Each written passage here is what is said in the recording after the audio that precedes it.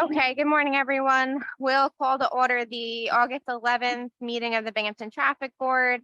It's August 11th, 2022. The first item of business is approval of the minutes from the July 14th, 2022 meeting. Is there a motion? Motion. Second? Second. All those in favor? Aye. Any opposed? Okay. Okay, we will start the public comment section of the meeting. Ms. Cuddy, I believe you're the only one on the line. If you could just, we'll unmute you in a moment. If you could just give us your full name and address, and then you'll have 5 minutes to address the board.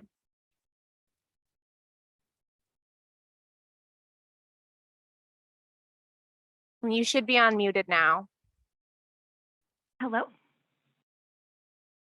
Yep, can you hear Hi, us? can you hear me? Yes, I can hear you.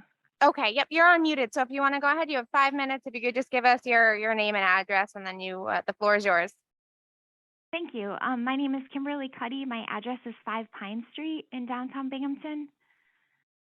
My matter about my driveway was on the agenda last month, so I wanted to call and just ask the board to please reconsider on the decision, or to redirect me to where I can take next steps.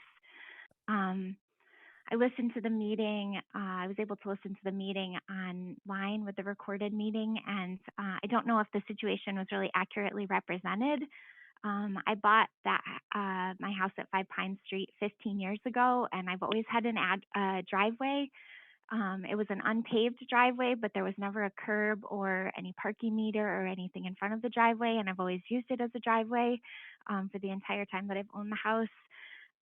About 2 years ago, just before COVID started, the city did some paving on Pine Street, and then a curb was added in front of my driveway.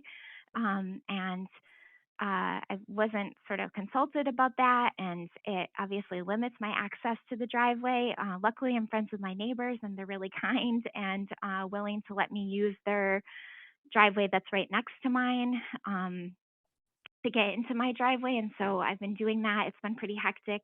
I'm a psychologist, and I've been an essential worker through COVID. So it's been, I had put in several calls to the engineering department and had not been able to hear anything back about what to do about the curb. I was told that maybe in 2023 or later, when the street was looked at again, that maybe the curb could be removed then. Now I have a little more time, and I would like to get this matter taken care of. And my neighbors that are next door would also, I think, appreciate and being able to park both of their cars in the driveway again, because they often park on the street, and we especially recently have had cars broken into on the street. So I think everybody would like to be able to use their driveway. Also, there was some question about the width of the driveway, but our driveways are the same width, and they are bordering on each other. But my mom lives on West End Ave and has a driveway that borders on another driveway. You see that all over Binghamton. And so I talked to my neighbors about it. I know it was mentioned that we might need to get some sort of legal agreement. We're definitely, both households are on board to do that if it's needed. And I'm willing to sort of work with whatever department, parks, about the tree, because there is a very large tree in front of the house, and that's also disrupting the sidewalk, which, I know there's some attention right now to our neighborhood as a stadium district, and as far as like wheelchair safety going on that stretch of the sidewalk, as a wheelchair could definitely not make it in front of my house on the sidewalk. So I imagine at some point that tree will need to be addressed anyway for just sidewalk safety.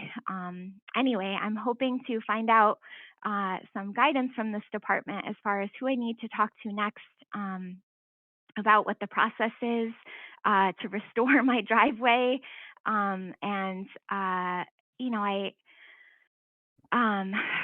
I guess I'm just asking here for just some compassion for the situation, because I don't think anyone would appreciate having their driveway blocked with no solution as to how to restore their driveway. So I'm just asking, I'm willing happily to host anyone to show the what I'm talking about here. And my neighbors also are we're all willing to cooperate in whatever way and with whatever department. And, I will figure out covering whatever cost there is to, having my driveway back. But, I'm just hoping that this situation can be reconsidered, or I can be redirected to the planning department or parks, or, whatever department it would be to take next steps on this.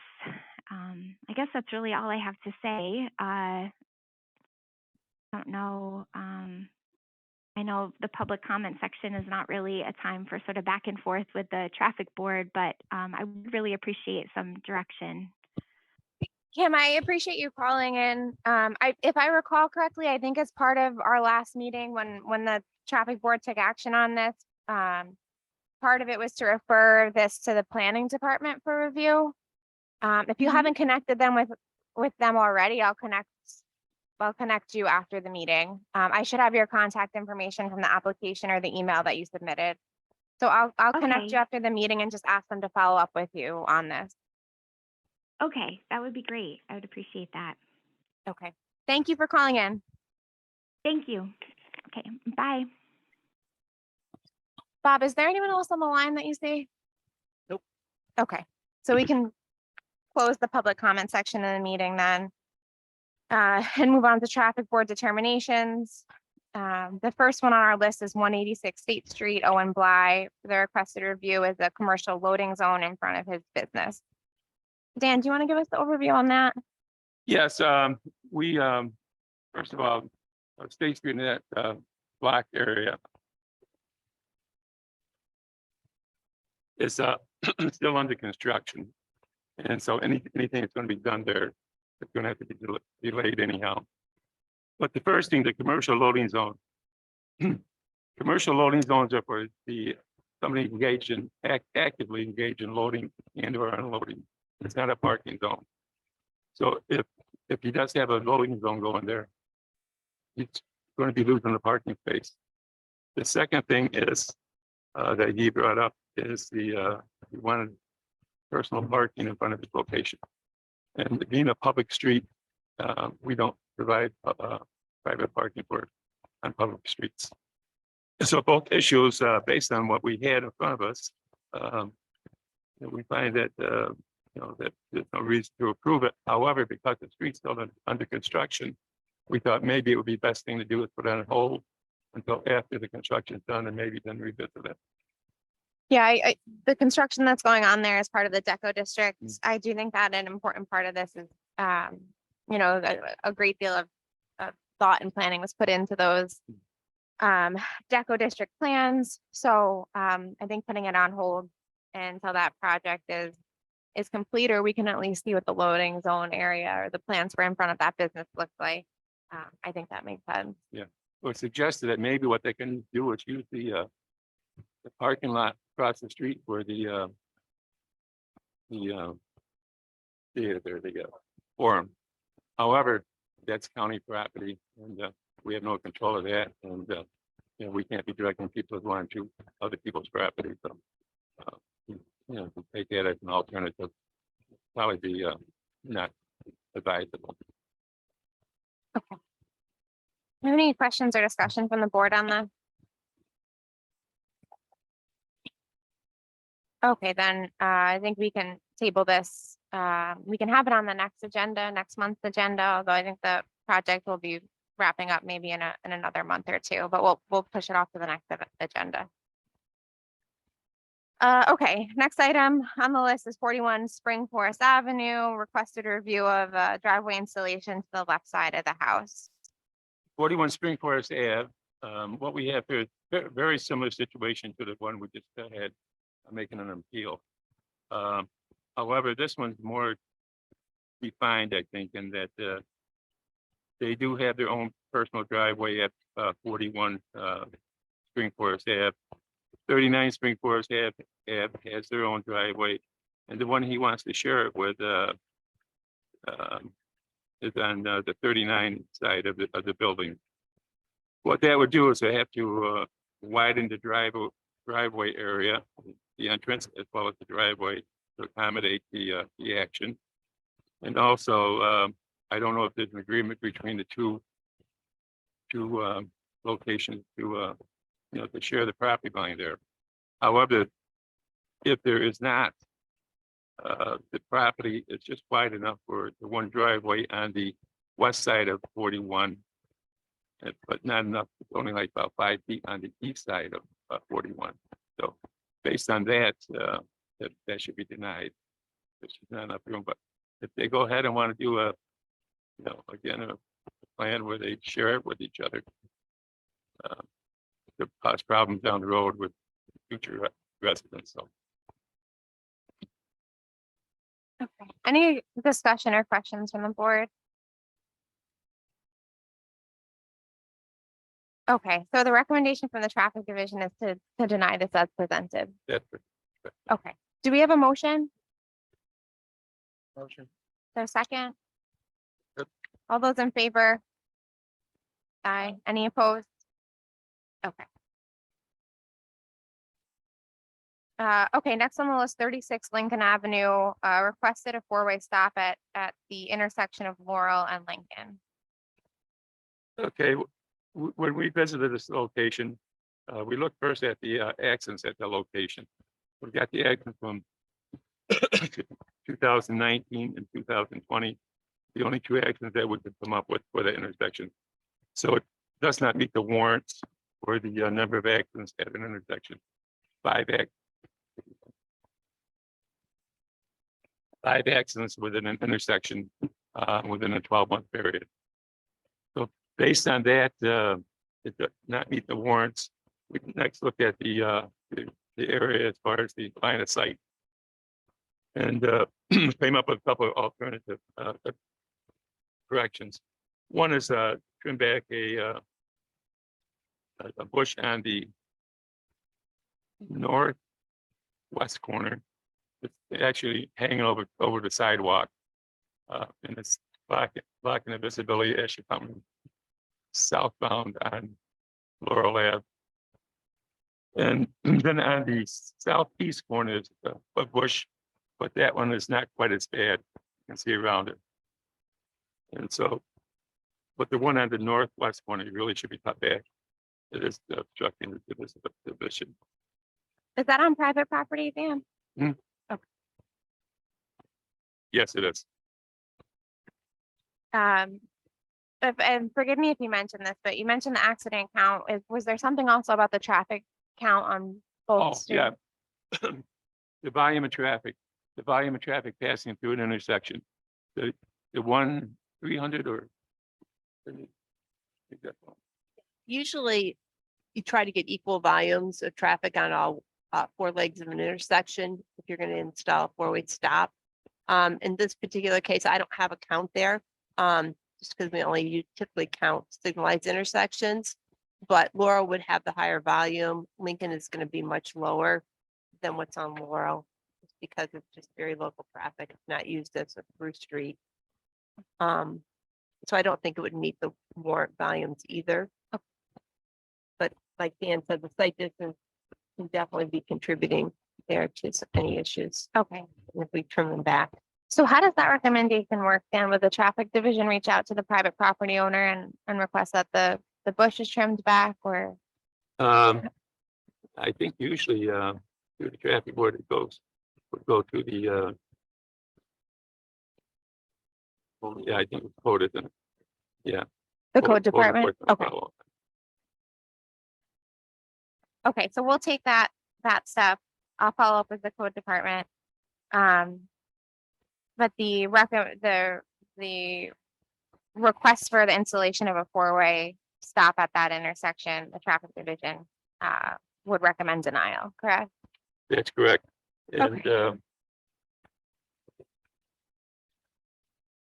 there's a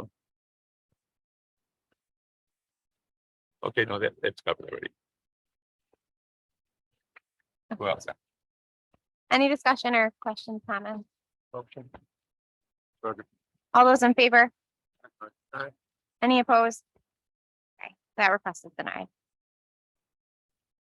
Okay, next one on the list, 41 Leroy Street, request a four-way stop, flashing red light or traffic light at the intersection. Okay, this intersection is a very period intersection. We pulled the accident reports from 2019 forward. First of all, we didn't get all the accidents that have been reported. We only got through, no, we did get them all. You go. Yeah, got them all through, but we couldn't find all the reports. So we're still researching the rest of the report. We're missing a couple of reports. There was one just recently where the car ran the intersection as they're going southbound on Chapin Street and ran into the house on the opposite side of the street there. This happened at the beginning of the review as well, but that was a fatality back in 2019. So there were 9 accidents at that location. Actually, more than that. Yeah, I had 6. I had 6 from 2019 to 2021, but you had more.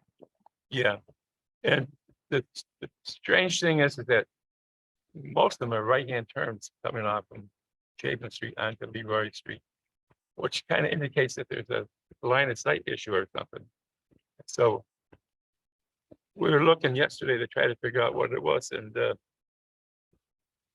we thought maybe, well, first of all, one of the problems was there's a tree on the northeast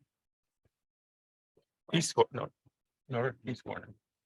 Yeah, and then right behind the tree, facing the tree, there's a no parking here at the corner sign. So the tree's obstructing and the stop sign. So the tree's obstructing both of the stop sign and the no parking sign. The northeast corner. But the northwest has a problem too. The northwest has the bush. That's not encroaching. That's just more of a line of sight issue there. So it's on private property. That's on private property. It's on private property too, but it's obstructing the line of sight totally. Code violation. Yeah, You have to be 40 feet back. yeah, you can't see it The all. northeast, is that a city tree? Yes. Yes, that one is. That one is a city creek. The northwest isn't. But the bush on private property could be a code. Okay. The other thing that's there too is the stop sign. And Dan will talk about the recommendation there, but the stop sign on the northwest corner, it's got the one-way do not enter on the back side of it. So when you look at the stop sign, you're also seeing white all around it. You know what I mean? So you're not getting the total visibility of the stop sign. You're seeing the stop sign, but I think it might be distracting that you're also seeing The like border. this white corners from the other sign that's back to back of it. So we were thinking maybe put the oversized stop signs there too, just to reinforce the stop. And then that would cover that if you don't want to like move the total sign. But I think that might be a little distracting. We're just trying to think of anything that could be causing, because that it's had a lot of right angle crashes there through the years. And it's kind of weird since it's a one-way street in the southbound direction. And the other issue there on Leroy Street itself, will be on the north side of Leroy Street, going from Chapin Street west. There's a no parking here at the corner. It's 29 feet. Yeah, and we're recommending that it be moved back to the other side of a driveway there, which is about 67 feet west of Chapin Street. That would increase the line of sight for vehicles, because that would involve the 2 vehicles that ran the stop sign, or people owned into the house across the street. Dan, I'm sorry, does that change the parking there or just where the sign is They're placed? going to lose a parking space. Okay, And the other we had is coming on, and this is just an added thought, as you come southbound on Chapin Street, an advanced warning sign about the stop sign ahead. Only because of the two serious accidents where people actually ran the stop sign. And I don't know how many were related to the right-hand turn signs, but right-hand accidents. But like Cindy just emphasized, really, to have that many accidents involved on right-hand turns, it's unusual. In a 3-year period. Yeah, there's a lot. I mean, it's a lot of crashes. So one of the things that I had suggested when we were out there is if all these changes get made, it probably should be reevaluated within like 3 months, because this would be like a first step, I think, with that many crashes. And then maybe go back and look in 3 months and see if anything else has happened, in case something else, anything more extensive is going to have to be done there. Because there's obviously a problem going on, but maybe if we can correct the sight distance, improve the signing, visibility of the stop signs, maybe that'll help, but quite a few crashes. Would that indicate that the sight distance to the east is not adequate? They're getting up there, they don't. can't The see, sight they distance pull to out. the east was fine. Yeah, fine. It's coming from the west. There's the white. But if they're turning right, why would that? Well, they're right angle accident. I don't know that they were all turning right. They were right angle accident.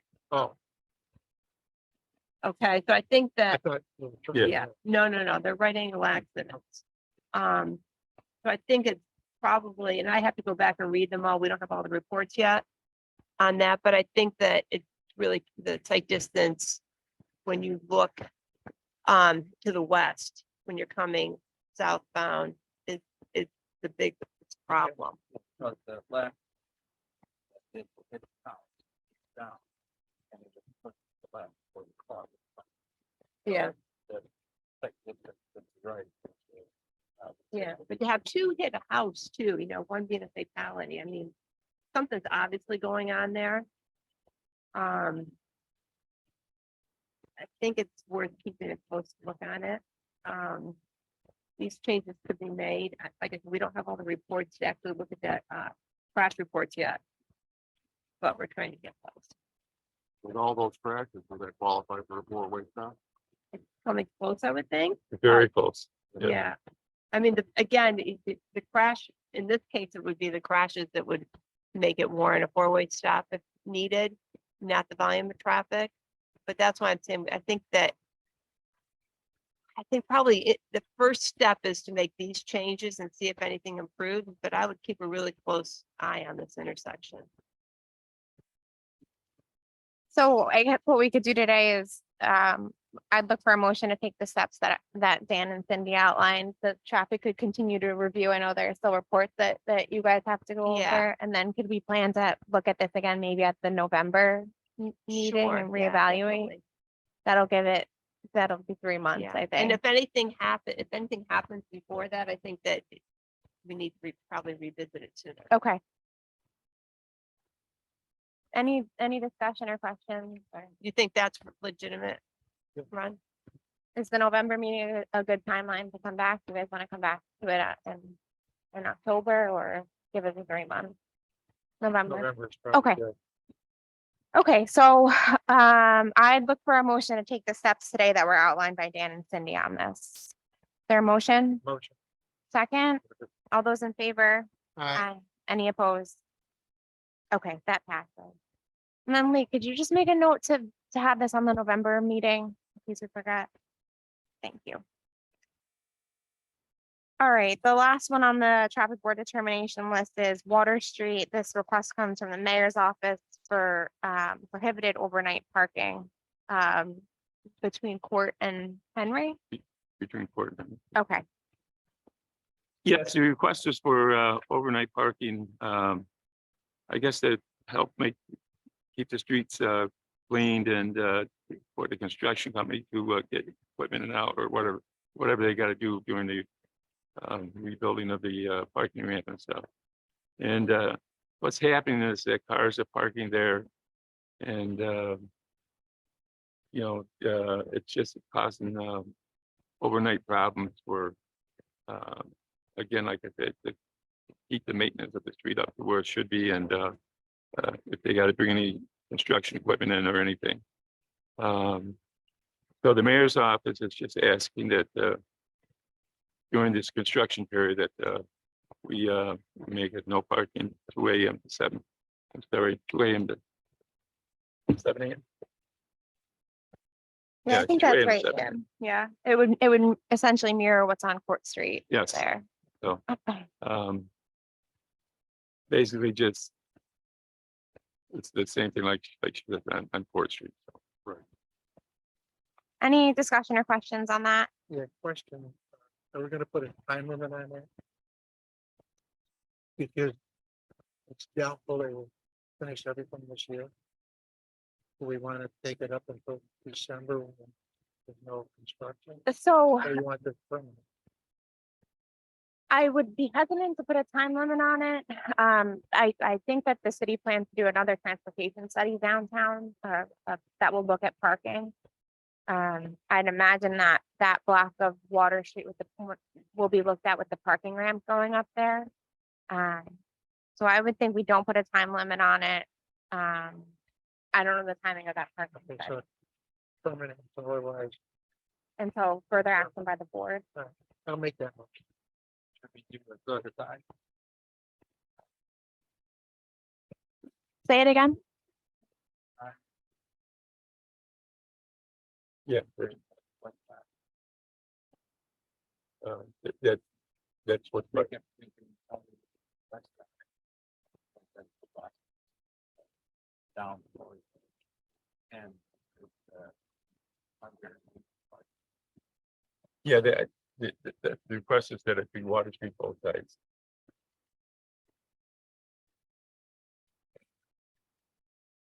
There. No, I'm just thinking like, the biggest, thing is the box, like, you're,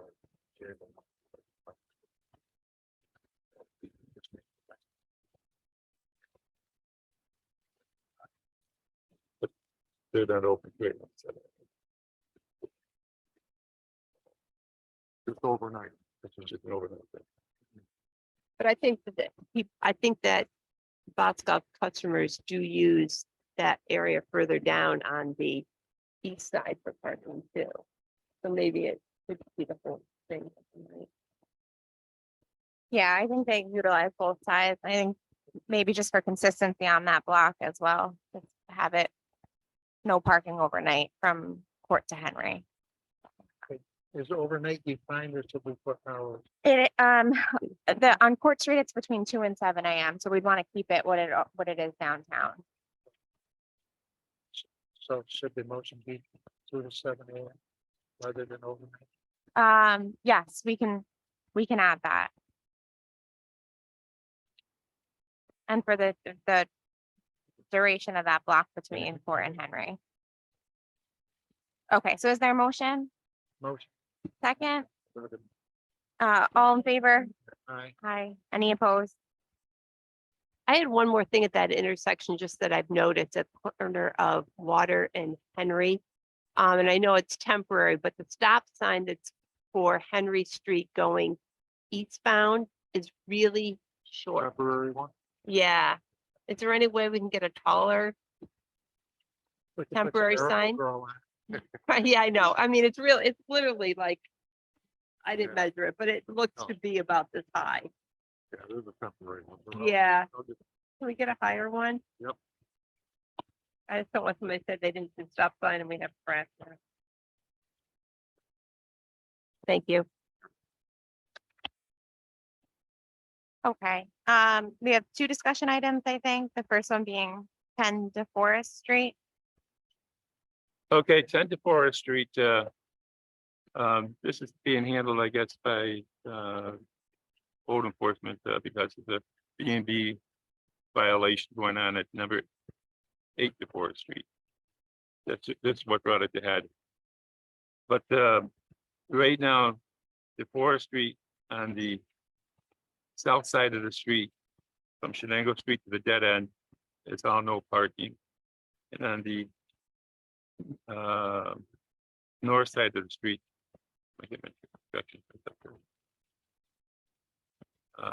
Not on the north side, it's parking from the Shenango Street to the dead end.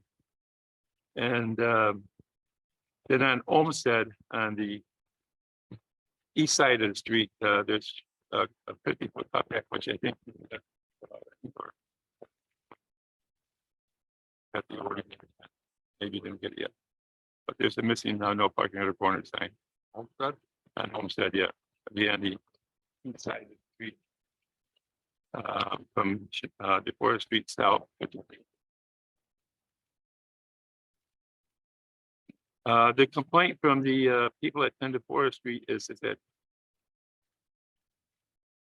alleged that the people at 8 to Forest Street are running a B&B, which I guess was confirmed just recently. If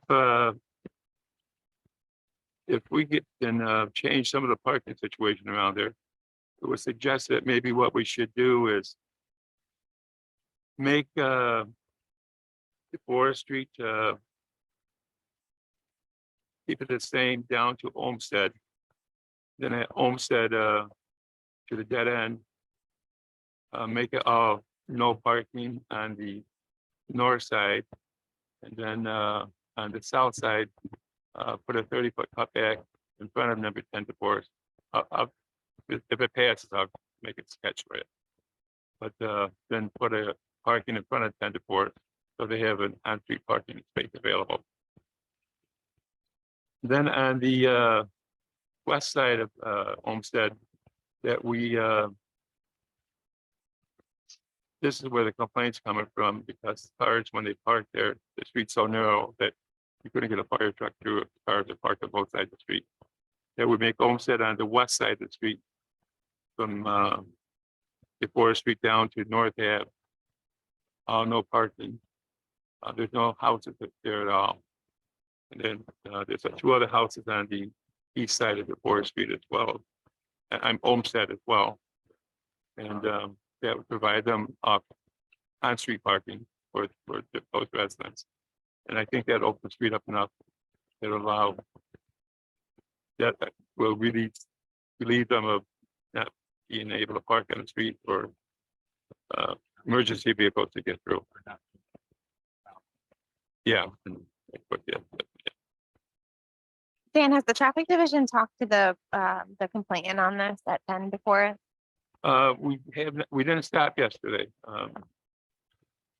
But we can give her a call and run it by her if you want. Yeah, I'm fine with those recommendations outlined, but I think just with since zoning is looking at that now for the Airbnb too, touch with her, if you could give her a call and run by their recommendations and make sure that that makes sense, that because there aren't very many properties in that area that it would affect. Yeah, we can do that. And then we can put this on the September agenda, if that makes sense.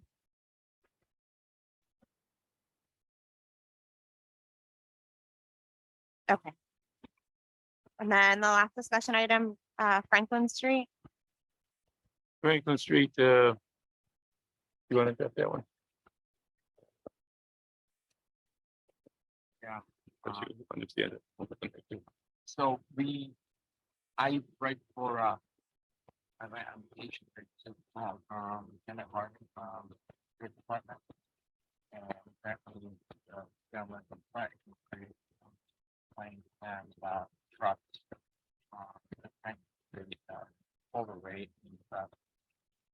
My understanding that the complaint up to the previous board, no action was taken on it, so it's up to make the county. So we went out there. There is a 5-ton weight limit on that street. The complainant also complained that the wires go too low for these trucks to pass. I went to the wires were fine, like on the other street. There's 2 businesses on that street. One being the Cheap Metal, that's right next to the complainant's house, and the U Save that is right at the beginning, right at the corner of Franklin. U Save does have a lot of heavy trucks. But they usually don't go past their property line. And now that they acquired the property right across the street, most of their trucks are not being parked on the street, they have the street parking. The other sheet metal place, we do have deliveries that go up there, they deliver from another business. They do have some trucks and trailers too of their own. I'm not sure like if we could revisit the street for 5 minutes. Altogether take them away or just more further to like Valley Street. The other day as I was doing the second inspection there, I saw one of our trucks, the city trucks, what are they, 15 or 20 ton sneakers? Garbage truck. Yeah, making that turn perfectly fine. Might be a little bit tight for an 18-wheeler. With a 50-foot trailer to make that turn. It needs to be, I'm not sure when the last time the any truck hit the wire, you know. What I'm thinking is the young man that is planning to have had issues with food safety, parking their truck on the street. And in the past, so anytime but now every time you see the delivery, or any kind of truck that resembles something big, you'll call us, your liable inside company. You know, now most of the trucks, the F-250 are all over 5 tons. So.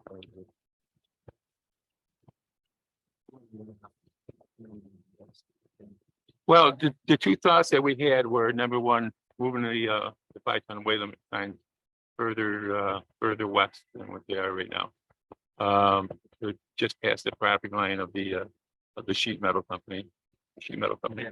And the second was the wording that we're using on the signs. And Cindy was going to check through the. Yeah.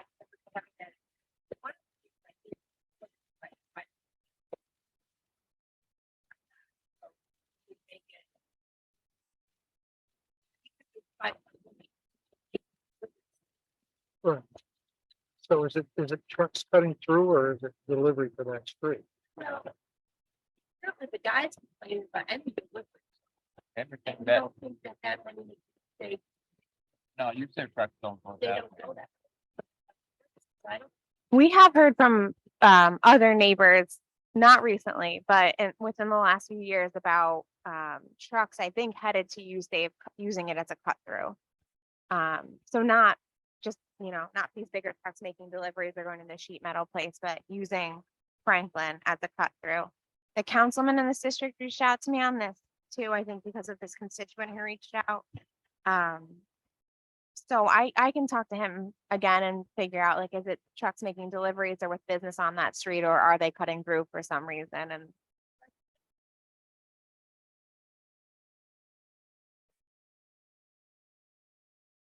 Well, I think in the past, when he owned the gas station there, they might have cut down the valley. to bring the gas.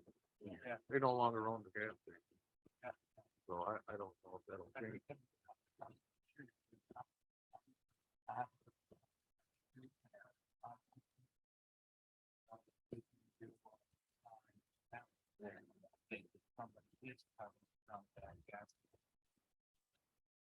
then that would stop them from coming through to Franklin too, coming out on Franklin. Okay. But Franklin, wide street, Very- all the wires, like I said, they're higher than the actual wires on Front Street. And,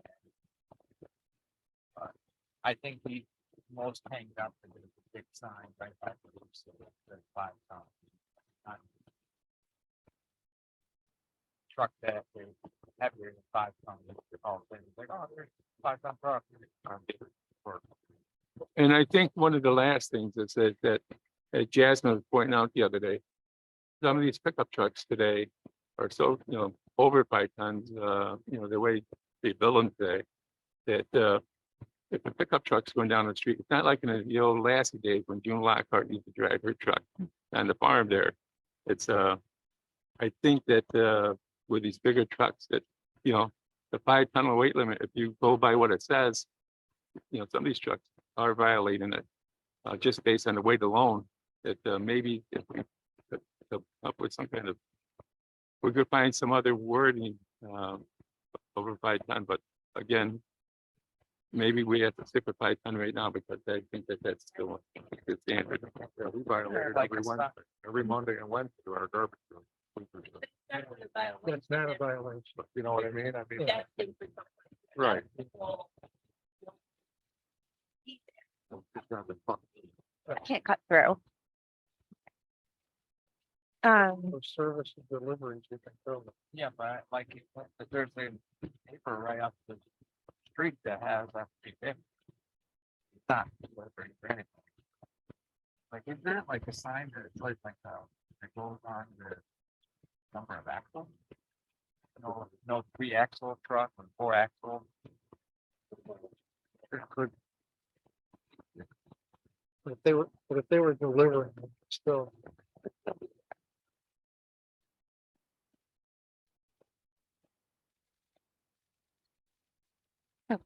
So Cindy, could you look into the other signage options for us?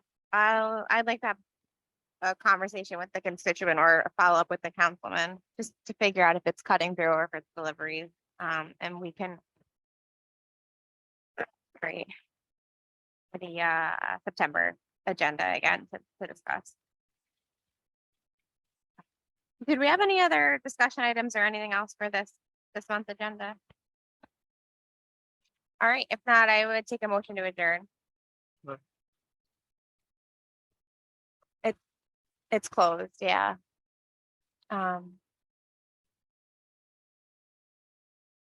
Yeah, we'll have the public comment meeting again at the top of the September meeting.